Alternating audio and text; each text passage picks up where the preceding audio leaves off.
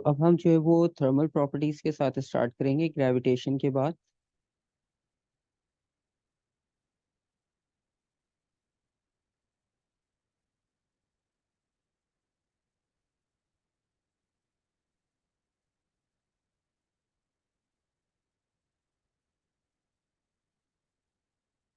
अच्छा, thermal properties में हमारे पास बेसिक वही सारा थर्मल का कॉन्सेप्ट आएगा, और थर्मल के बाद फिर इसमें थर्मोडायनेमिक्स का जो चैप्टर होगा वो थोड़ा सा नया कॉन्सेप्ट होगा।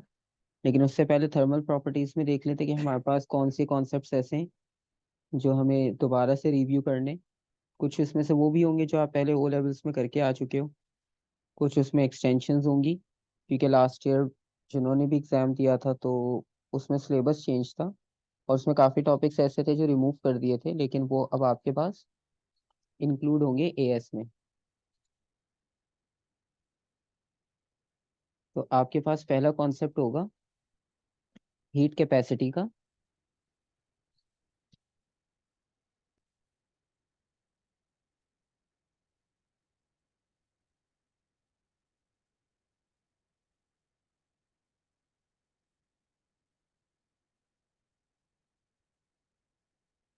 और हीट कैपेसिटी का हमारे पास बहुत सिंपल सा कॉन्सेप्ट था, आपको याद होगा, जिसमें हम डिस्कस करते थे कि अमाउंट ऑफ हीट हम सप्लाई करते हैं, एक यूनिट मास का टेम्परेचर यूनिट डिग्री चेंज करना हो, मतलब अगर हम 1 kg 1 ग्राम मास ले रहे हैं तो उसका टेम्परेचर 1 डिग्री सेल्सियस चेंज करना हो आपने, तो उसके लिए जितनी हीट रिक्वायर्ड होती है उस हीट को हम कहते हैं हीट कैपेसिटी।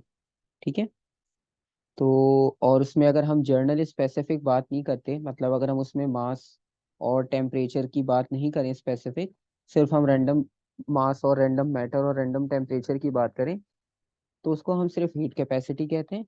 और स्पेसिफिक हीट कैपेसिटी ये होता है कि उसमें स्पेसिफिक एक आप मास कंसिडर करते हो और स्पेसिफिक टेम्परेचर की बात होती है। तो जब हम सिर्फ हीट कैपेसिटी की बात करते हैं तो हीट कैपेसिटी को हम डिफाइन इस तरह से करते हैं, amount of heat needed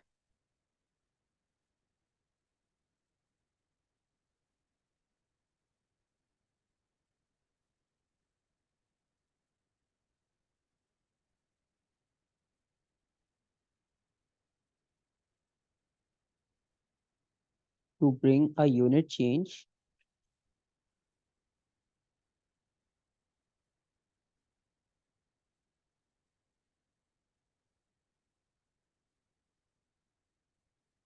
in temperature.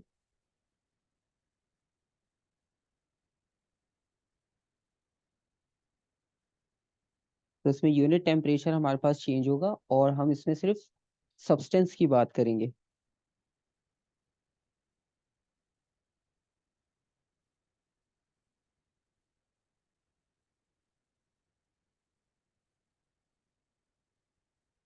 ठीक है, अब आप इसमें देखो मास कोई स्पेसिफिक नहीं है, बस आपने सब्सटेंस लिखा है।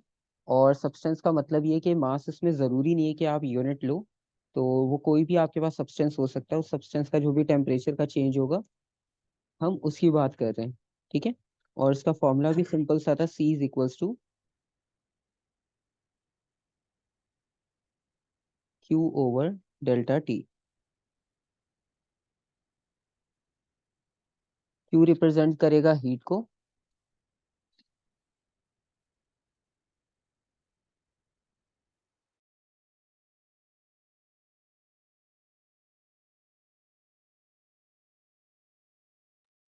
ठीक है। तो ये हमारे पास हो गया हीट कैपेसिटी। और बेसिकली अच्छा, इसमें हीट कैपेसिटी और स्पेसिफिक हीट कैपेसिटी में एक डिफरेंस होता है, वो डिफरेंस भी हम देख लेंगे कि वो डिफरेंस क्या होता है, क्योंकि बहुत सारे लोग ना इन दोनों को कंफ्यूज कर लेते हैं एक कॉन्सेप्ट समझ के, क्योंकि इसमें से एक क्वांटिटी ऐसी है जो मटेरियल पे डिपेंड करती है और एक क्वांटिटी ऐसी है जो मटेरियल पे डिपेंड नहीं करती। ठीक है। तो अगर आप इसमें देख रहे हो हीट कैपेसिटी को, तो हीट कैपेसिटी में बात हो रही है सब्सटेंस की। ठीक है। तो बेसिकली इसमें हमारे पास मटेरियल इंपॉर्टेंट नहीं है, और जब हम इसको स्पेसिफिक हीट कैपेसिटी के साथ कंपेयर करेंगे तो आपको डिफरेंस क्लियर हो जाएगा कि मटेरियल प्रॉपर्टी किस पे डिपेंड करती है और किस पे नहीं।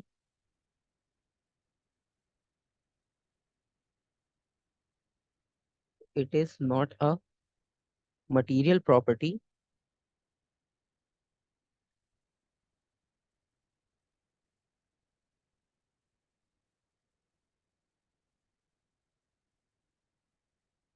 अच्छा, ये मटेरियल प्रॉपर्टी इसलिए नहीं है क्योंकि अगर आप डेफिनेशन में देखो ना, तो उसमें लिखा हुआ है कि एक यूनिट टेम्परेचर चेंज करना है आपने एक सब्सटेंस का। ठीक है। अब आप इसमें एक वाटर बॉटल ले लो पूरी, लेट सपोज 500 ml की, और उसके साथ एक आइस क्यूब रखो आप। ठीक है। मतलब आइस क्यूब जितने साइज का आप एक मेटल क्यूब ले लो, और उसके साथ आप एक वाटर बॉटल रखो। अब आप दोनों को सेम हीट सप्लाई कर रहे हो, तो दोनों जो सब्सटेंस हैं उनमें से किसका टेम्परेचर जल्दी राइज करेगा? उस मेटल क्यूब का जिसका साइज आइस जितना है, या उस वाटर बॉटल का जो पूरी 500 ml जितना उसमें लिक्विड है, और हम दोनों को सेम हीट सप्लाई करें, तो टेम्परेचर सर किस? उस मेटल मेटल क्यूब मेटल का हो क्यूब जाएगा। का होगा। बिल्कुल।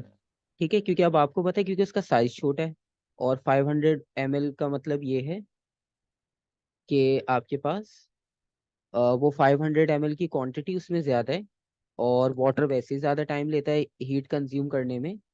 तो इस वजह से आपके पास जो प्रॉपर्टी होगी वो मास पे डिपेंड कर रही है, यानी क्वांटिटी पे डिपेंड कर रही है, मटेरियल पे डिपेंड नहीं कर रही है। आप इसी को रिवर्स कर लो। आप उस क्यूब साइज जितना वॉल्यूम जो है लिक्विड ले लो, और अब आप अपना मेटल क्यूब जो है ना उस बॉटल जितना कर दो। तब सिंपल सी बात है कि वो जो वाटर है वो जल्दी हीट अप हो जाएगा क्योंकि उसकी क्वांटिटी इतनी सी है। ठीक है। तो बेसिकली अब आप देखो मटेरियल पे डिपेंड नहीं कर रहा, क्योंकि अगर मटेरियल पे डिपेंड कर रहा होता तो चाहे आप 500 ml लो, या 1 ml लो, या 1 मिलीमीटर लो, जितना भी मतलब कम वॉल्यूम आप ले सकते हो, तो दोनों में क्या होता कि सेम टाइम पे सेम टेम्परेचर राइज करता। लेकिन ऐसा नहीं है, ये डिपेंड कर रहा है किस पे? मास पे कर रहा है। ठीक है। तो ये कॉन्सेप्ट होता है स्पेस सॉरी हीट कैपेसिटी का। सो इसलिए हम इसको लिख रहे हैं कि ये मटेरियल प्रॉपर्टी नहीं है, मतलब ये मटेरियल पे डिपेंड नहीं करेगी, ये मास ऑफ अ सब्सटेंस पे डिपेंड करती है कि आप मास कितना ले रहे हो। ठीक है। जैसे आप वाटर की एग्जांपल ले लो कि वाटर 500 ml लिया आपने, और एक आपके पास अ, बड़ा सा टब एक कंटेनर है, और उसमें आपने वाटर लिया। अब दोनों वाटर हैं, लेकिन दोनों अलग अलग टाइम पे हीट अप होंगे, दोनों का टेम्परेचर अलग अलग टाइम पे बढ़ेगा, क्योंकि मास का दोनों में काफी डिफरेंस आ रहा है। ठीक है। तो ये कॉन्सेप्ट आपके पास डिपेंड करता है मास पे।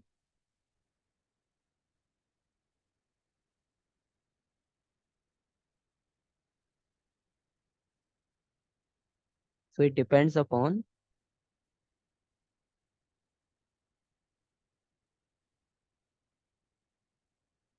The mass of substance.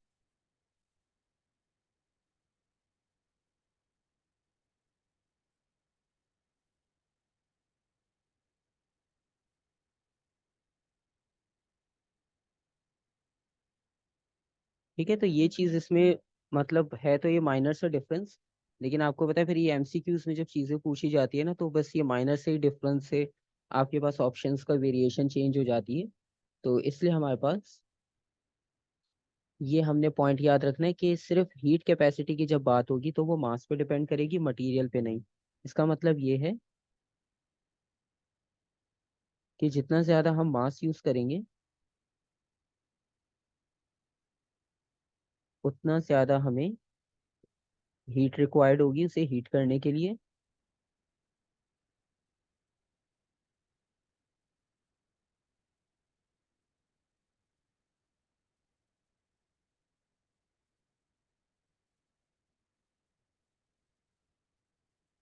और मोर हीट कैपेसिटी, उतनी ज्यादा ही आपकी हीट कैपेसिटी बढ़ जाएगी,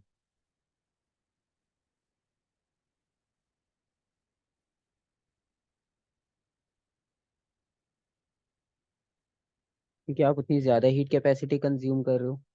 ठीक है। तो ये आपके पास हो गया हीट कैपेसिटी का कंपैरिजन। ठीक है। अब हम इसको कंपेयर करते हैं स्पेसिफिक हीट कैपेसिटी से, तो दोनों का डिफरेंस भी आ जाएगा और दोनों का कॉन्सेप्ट भी आ जाएगा। अच्छा, इसका ऐसा यूनिट अगर हम लिखें तो जूल्स पर डिग्री सेल्सियस या जूल्स पर केल्विन बनेगा। अगर केल्विन में टेम्परेचर ले रहे हैं तो केल्विन बनेगा, क्योंकि इस बार आपके पास केल्विन में भी कन्वर्जन्स आएंगी थर्मोडायनेमिक्स में। वरना डिग्री सेल्सियस जो हम नॉर्मल लेते हैं, तो हमारे पास ऐसा यूनिट जूल्स पर डिग्री सेल्सियस या जूल्स पर केल्विन, ये दो हमारे पास ऐसा यूनिट होंगे। डिपेंड करेगा कि आपके पास कौन सा यूनिट गिवन है टेम्परेचर के लिए।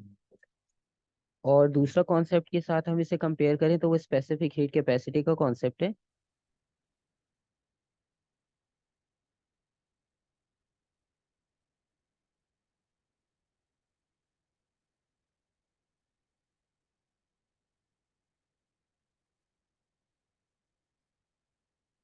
ठीक है। अब स्पेसिफिक वर्ड जब आ गया ना, तो स्पेसिफिक वर्ड जो है ये मास के लिए बेसिकली स्पेसिफिक है, क्योंकि बाकी सारी चीजें वही रहेंगी, सिर्फ एक स्पेसिफिक मास की एडिशन हो जाएगा यहाँ पे।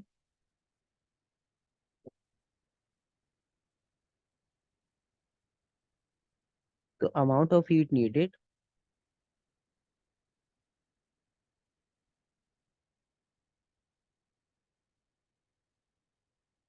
तो amount of heat needed to bring a unit change,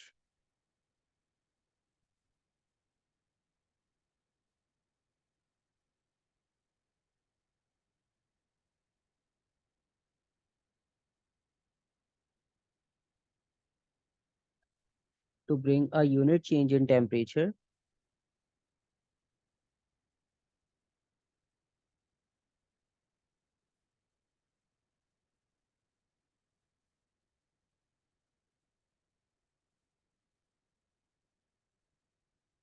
और ये चीज आपके पास अब स्पेसिफिक हो जाएगी unit mass, unit mass of a substance.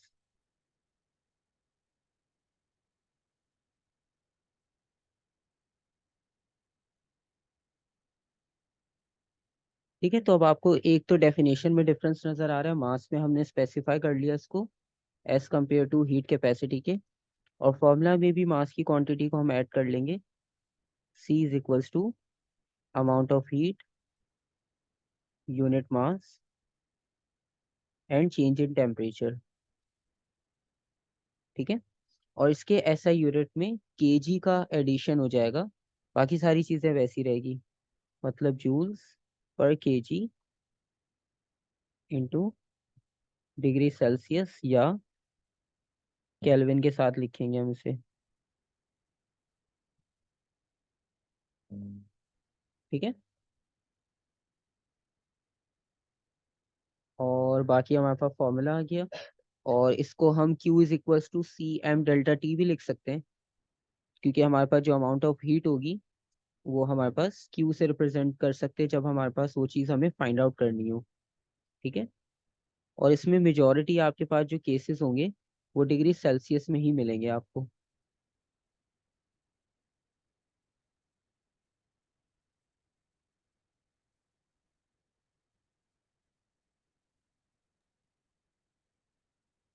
और ये वाली जो प्रॉपर्टी है ना, ये मटेरियल पे डिपेंड करती है, क्योंकि इसमें सब के लिए आप यूनिट मास लोगे। मतलब अगर आपने 1 kg मेटल लिया, तो 1 kg आप जो है वाटर का भी लोगे, और 1 kg अगर गैस के साथ ले रहे हो तो गैस का भी 1 kg ही आएगा। तो सबका मास जो है वो सेम हो जाएगा इस बार। ठीक है। इस बार आपके पास जो है वो मटेरियल पे डिपेंड करेगा, मास पे नहीं, क्योंकि मास तो सबका सेम है।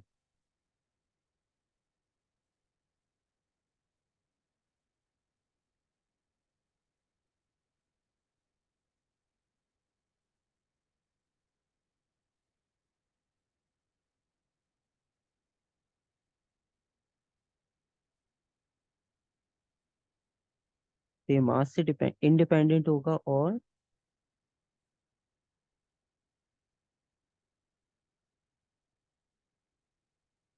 इट डिपेंड्स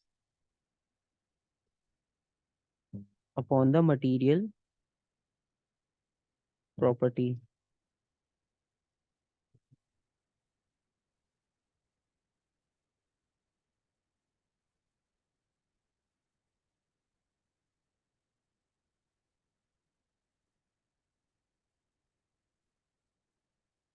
और इसमें आपको पता है कि जो सॉलिड लिक्विड गैस को अगर आप कंपेयर करो, तो किसकी स्पेसिफिक हीट आपके पास जो है वो सबसे लो होती है।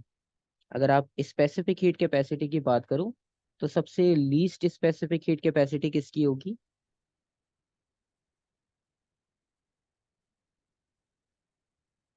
और सबसे हाईएस्ट किसकी होगी?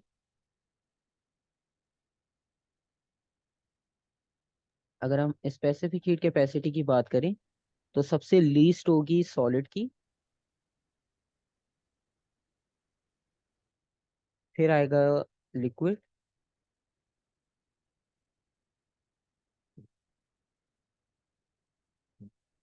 फिर आएगा गैस। क्योंकि सॉलिड में मॉलिक्यूल्स टाइटली पैक्ड होते हैं, एनर्जी जल्दी ट्रांसफर हो जाएगी। लिक्विड में टाइटली पैक्ड नहीं होते, उसमें टाइम लगेगा। और गैस में आपको पता है वो तो और ज़्यादा फ्री होते हैं, तो उसमें और ज़्यादा टाइम लगेगा उसका टेम्परेचर इंक्रीज करने के लिए। ठीक है। यहाँ जी तक। सर। और आपको पता है कि जब हम हीट सप्लाई करते हैं तो सॉलिड में सबसे पहले क्या होता है कि सॉलिड में सबसे पहले बॉन्ड्स ब्रेक करना पड़ते हैं। क्योंकि लिक्विड में और गैस में वो उतना अटैच नहीं होते, इंटरमोलिक्यूलर फोर्सेस उनकी वीक होती है, तो इसकी वजह से उसमें बॉन्ड्स ब्रेक करना नहीं पड़ते। लेकिन सॉलिड में जो हीट सप्लाई करते हैं सबसे पहले, जैसे आप आइस की एग्जांपल लो, तो आइस में जब हम हीट सप्लाई करेंगे तो सबसे पहले जो हीट हम सप्लाई कर रहे हैं ना, तो वो कुछ टाइम लेती है। आपको पता है वो स्लोली मेल्ट होना शुरू होती है, क्योंकि स्टार्ट में बॉन्ड्स ब्रेक होना शुरू होते हैं। तो पहले बॉन्ड ब्रेक होता है, ऐसा नहीं होता कि आपने हीट सप्लाई की और वो फॉरन लिक्विड में कन्वर्ट हो गया, वो टाइम लेता है। तो कुछ टाइम वो स्टे करता है अपनी उसी शेप में और उसी स्टेट में, फिर जाके वो लिक्विड फॉर्म में कन्वर्ट होता है। फिर आप लिक्विड से बॉइलिंग की तरफ जाओ, आप वाटर बॉईल करने के लिए रख दो नॉर्मल कंटेनर में जो घर में हम यूज़ करते हैं। तो उसमें आपको पता है वो नॉर्मल भी 10 से 15 मिनट बाद जो है वो बॉइलिंग स्टार्ट होती है उसकी। ठीक है। और बॉइलिंग भी जब स्टार्ट होती है तो बॉइलिंग इसका 100 डिग्री पे होता है। फिर भी अगर आप उसे हीट सप्लाई करते रहो तो उसका सर टेम्परेचर। जी। सर इसका एक ग्राफ भी था ना, ये स्पेसिफिक हीट कैपेसिटी का, मेरे ख्याल से हाँ, ओ लेवल में।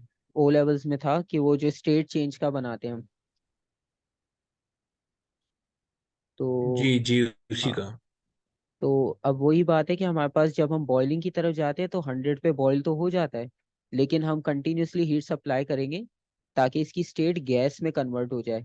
तो वो बॉइलिंग जो पॉइंट होता है 100, तो वो 100 से ऊपर नहीं जाता, वो वहीं स्टे करता है। और उसके बाद फिर आपके पास वो वेपर्स बनते हैं, और वेपर्स का टेम्परेचर जो है वो 100 से फिर इंक्रीज हो जाता है। ठीक है। इसलिए वो जो स्टीम होती है उसका टेम्परेचर हाई होता है उस लिक्विड से। क्योंकि लिक्विड की जो स्टेट है, जब तक वो लिक्विड पे वो 100 पे रहेगा, और जब वो गैस में कन्वर्ट हो जाएगा तो वो 100 से इंक्रीज हो जाता है। ठीक है। और वो जो हम ग्राफिकल रिप्रेजेंटेशन भी बनाते थे वो भी आएगी हमारे पास जी जब सर। हम लेटेंट का कॉन्सेप्ट डिस्कस करेंगे, तो फिर हम उसमें ग्राफिकल रिप्रेजेंटेशन भी साथ ही डिस्कस कर लेंगे। और इसमें आपके पास कुछ और कॉन्सेप्ट भी ऐड होते जाएंगे। अब हम बहुत ज़्यादा जगह पर जो है वो इंटरनल एनर्जी का कॉन्सेप्ट और इंटरनल एनर्जी का वर्ड भी यूज़ करेंगे।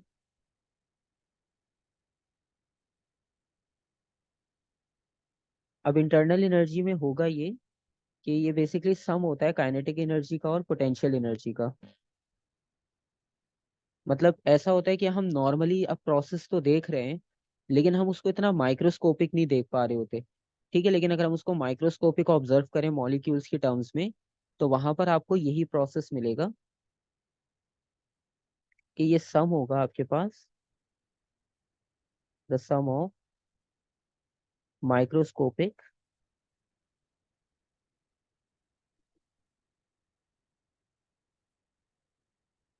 Kinetic energy and potential energy of molecules.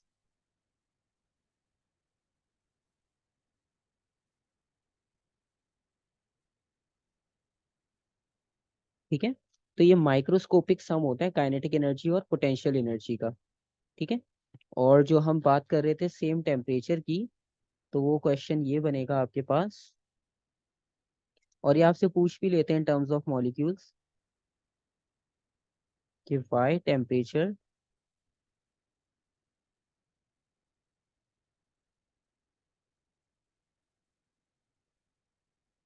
stays constant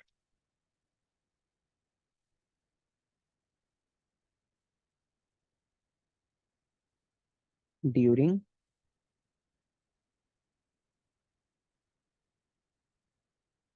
state change process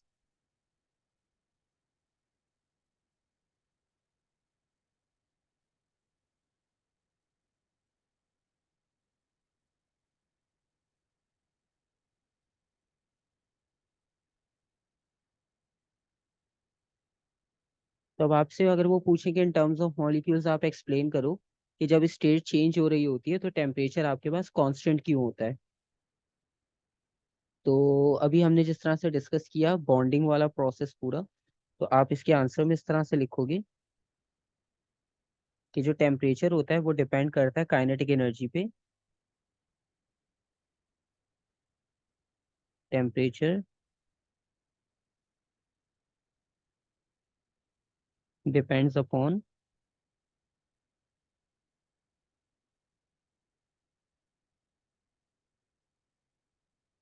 mean kinetic energy of molecules.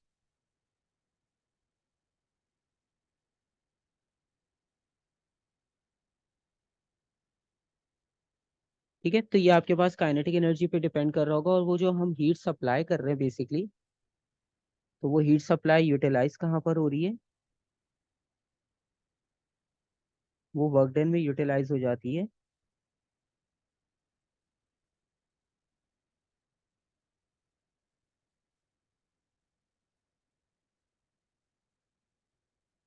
Heat supply during state change.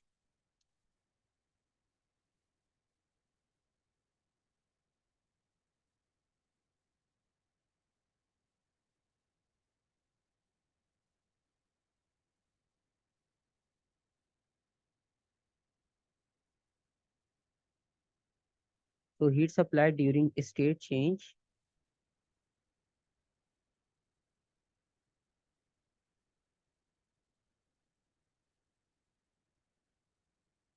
is either used to do work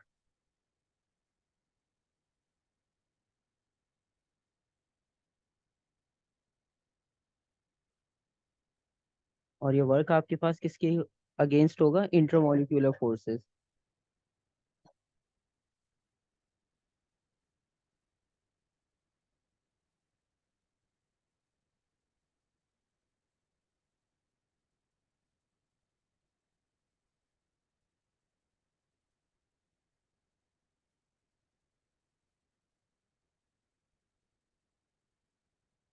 ठीक है, तो आप जो against work done करेंगे हम intermolecular forces के, क्योंकि solid की हम बात करें, अगर उसको आपने लिक्विड में कन्वर्ट करना हो, लिक्विड को गैस में कन्वर्ट करना हो, तो वो जो हीट यूटिलाइज होगी वो वर्क डन में यूज होगी in work against intermolecular forces. और दूसरी बात आप ये भी लिख सकते हो, it is also used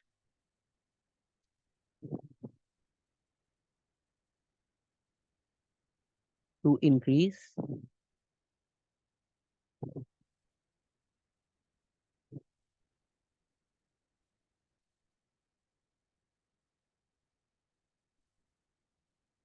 the potential energy.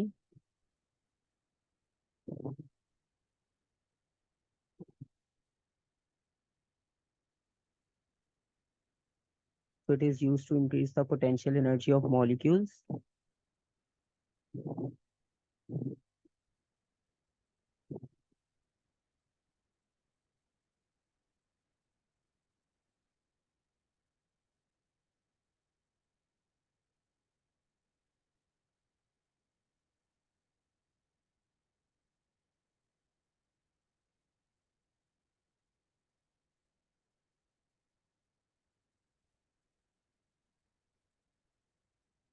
तो ये आपके पास दो जगह पर एनर्जी यूटिलाइज हो रही है, तो इस वजह से आपका जो टेम्परेचर है वो चेंज नहीं होगा। ठीक है, और जब वो आपके पास टेम्परेचर चेंज नहीं हो रहा तो इसका मतलब है काइनेटिक एनर्जी में चेंज भी नहीं आएगा। और जब काइनेटिक एनर्जी में भी चेंज नहीं आ रहा, तो काइनेटिक एनर्जी और टेम्परेचर दोनों डायरेक्टली प्रोपोर्शनल होते हैं, हमने गैस लॉज में पढ़ा हुआ है पहले भी। तो इस वजह से आपके पास दोनों में से किसी भी क्वांटिटी में चेंज नहीं आएगा, क्योंकि आपका जो सारा थर्मल एनर्जी का कॉन्सेप्ट है वो यूटिलाइज हो जाएगा kinetic sorry potential energy increase करने में या वर्क डन करने में, कि जो बॉन्ड्स ब्रेक करने हैं, उस प्रोसेस में। ठीक है। और ये जो आपके पास कांस्टेंट टेम्परेचर का कॉन्सेप्ट आएगा ना, कि जो कांस्टेंट टेम्परेचर की हम बात कर रहे हैं, तो इस कांस्टेंट टेम्परेचर के साथ आपके पास एक हीट का कॉन्सेप्ट भी आ जाएगा, क्योंकि अभी हमने जो चेंज की बात की इससे पहले, तो उसमें टेम्परेचर चेंज हो रहा था, हीट कैपेसिटी में भी, स्पेसिफिक हीट कैपेसिटी में भी। और अगर हम बात करें कि टेम्परेचर आपके पास कांस्टेंट होता है ड्यूरिंग द स्टेट चेंज, तो ड्यूरिंग द स्टेट चेंज अगर आपका टेम्परेचर कांस्टेंट रहेगा, तो उसके लिए जो टर्म्स यूज होती हैं, उसमें सबसे पहले आपके पास मेन टर्म आएगी लेटेंट हीट की।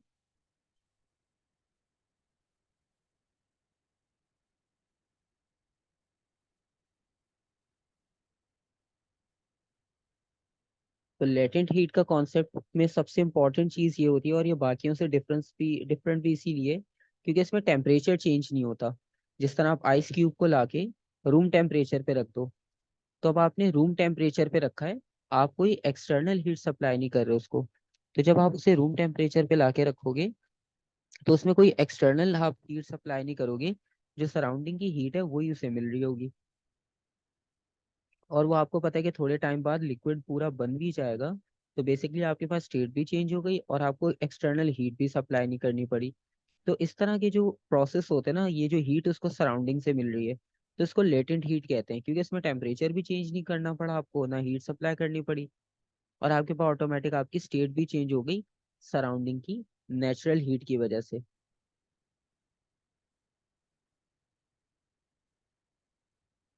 तो इसको आप एक्सप्लेन करोगे amount of heat needed.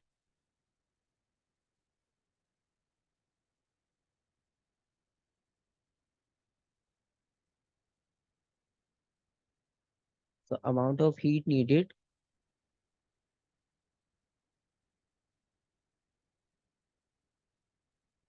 To change the state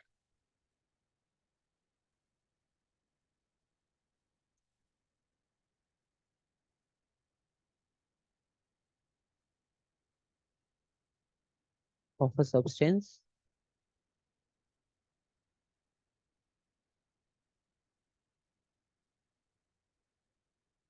eight constant temperature.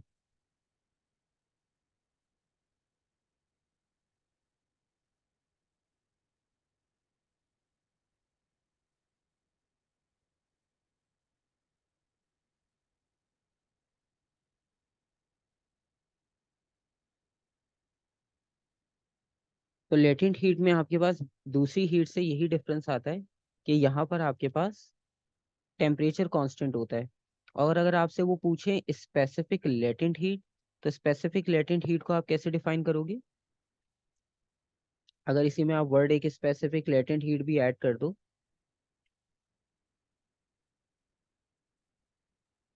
फिर मास ऐड होगा ना बीच में। वहां से ऐड हो जाएगा।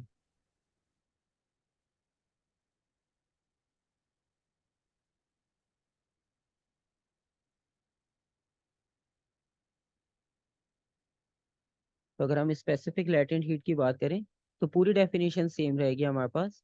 ये जो स्टेट ऑफ अ सब्सटेंस था ना, इसकी जगह पर आ जाएगा state of a unit mass of a substance. ठीक है। और बाकी डेफिनेशन आपके पास सेम रहेगी। तो इसमें भी हम हीट सप्लाई करेंगे।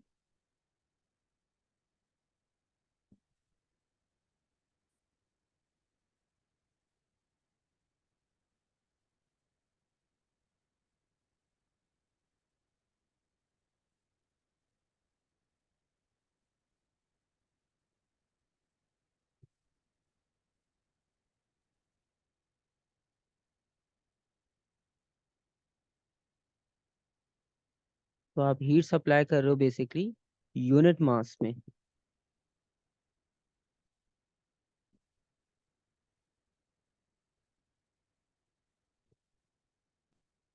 और यूनिट मास को हीट सप्लाई करने के बाद जो टेम्परेचर चेंज हो रहा है, ठीक है, वो इसमें बस, और पुरानी जो डेफिनेशन थी उसमें और इसमें बस इतना ही डिफरेंस है कि वहाँ पे टेम्परेचर आपके पास चेंज हो रहा था, और यहाँ पे आपके पास टेम्परेचर में कोई चेंज नहीं आएगा।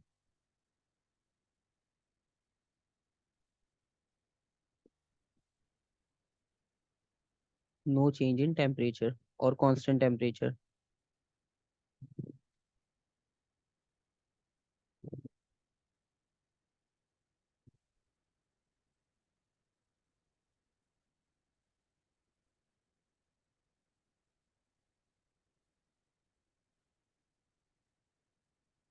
ठीक है, तो ये आपके पास डिफरेंस रहेगा लेटेंट हीट में और स्पेसिफिक हीट में। ठीक है, तो यहाँ तक कोई कंफ्यूजन?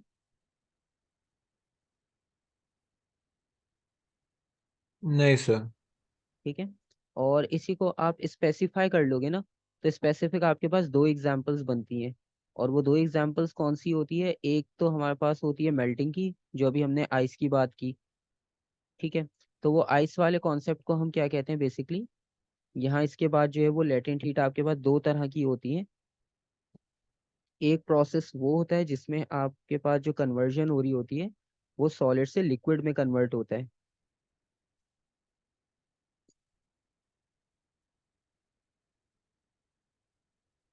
उसे हम कहते हैं स्पेसिफिक लेटेंट हीट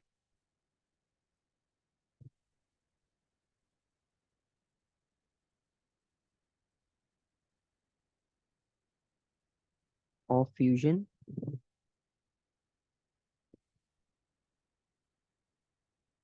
और specific latent heat of fusion में हम सिंपल डिफाइन इस तरह से करते हैं कि आप सेम वही अमाउंट ऑफ हीट सप्लाई करोगे।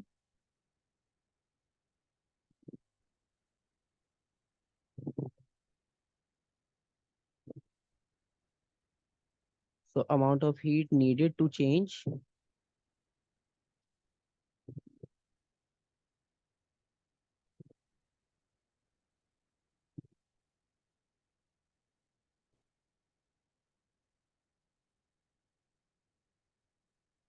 अ यूनिट मास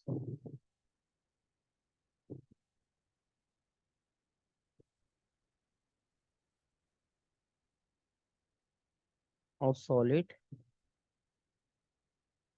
टू लिक्विड।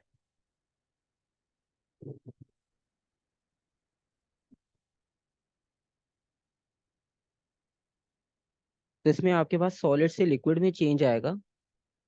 और दूसरी बात ये कि इसमें आपके पास मेल्टिंग प्रोसेस इन्वॉल्व है।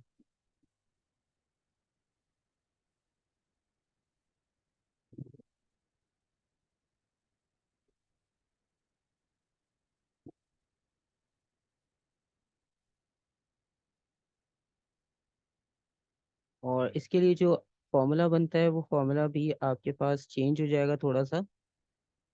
क्यू हमारे पास लेटेंट हीट होगी, और कैपिटल एल का सिंबल जो होगा वो स्पेसिफिक लेटेंट हीट को रिप्रेजेंट करेगा, मल्टीप्लाई बाय जो हमारे पास यहाँ पे मास यूज कर रहे हैं हम, उसकी क्वांटिटी ऐड हो जाएगी। ठीक है, तो capital L specific latent heat of fusion है, और क्यू जो है वो हमारे पास वो लेटेंट हीट है जो हम प्रोवाइड कर रहे हैं। क्योंकि वर्ड जहाँ भी लेटेंट होगा तो आपको आइडिया हो जाएगा कि यहाँ पे टेम्परेचर का चेंज नहीं होना। ठीक है, और बाकी सारी चीज़ें जो है वो आपके पास नॉर्मल उसी तरह से चेंज होती रहेगी। और इसी तरह से आपके पास दूसरा कॉन्सेप्ट होता है specific latent heat of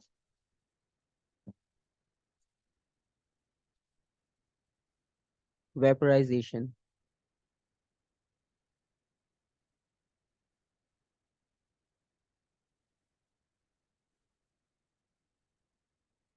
specific heat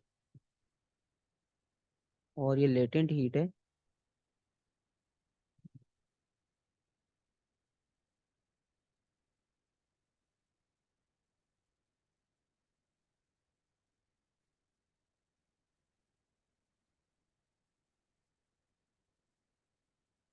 ठीक है, और इसकी डेफिनेशन में सिर्फ स्टेट चेंज का फर्क आएगा, बाकी सारी सेम वही रहेगी।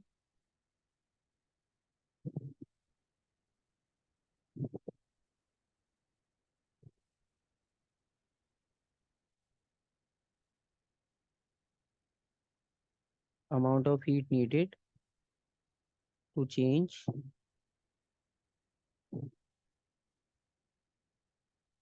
अ unit mass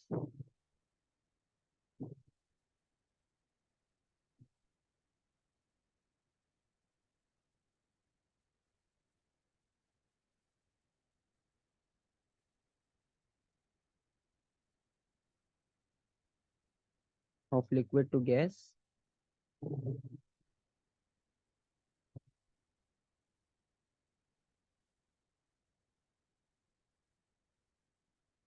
at its boiling point. क्योंकि ये प्रोसेस के लिए आपको बॉइलिंग तक तो आना पड़ेगा, उसके बाद फिर आपकी जो टेम्परेचर है वो चेंज नहीं होगा।